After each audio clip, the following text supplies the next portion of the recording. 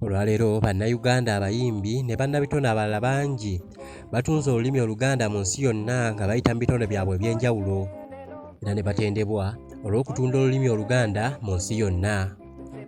Naye nno munnange bano si be basoose okutunda olulimi Oluganda mu nsi za Bulaaya. N'olwekyo kuleetedde omuyimbi munnayuganda eyasooka okutunda olulimi Oluganda e Bulaaya ng'ayita mu nnyimba ze era ng'ono ye Fred Hannington Masagazi Muwonge. Fred Masagazi ye munnayuganda yasooka okuyimba oluyimba ne lukubwa ku BBC mu mwaka gwa 1963 era ng'ayimbanga style eya Afro Jazz.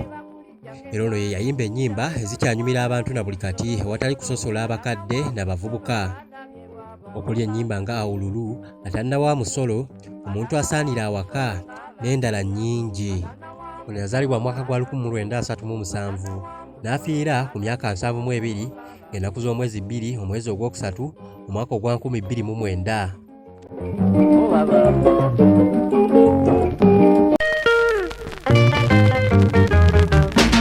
Nze nnina omwagalwa bambi gwe njagala, buli kye nkola bambi nakitabula.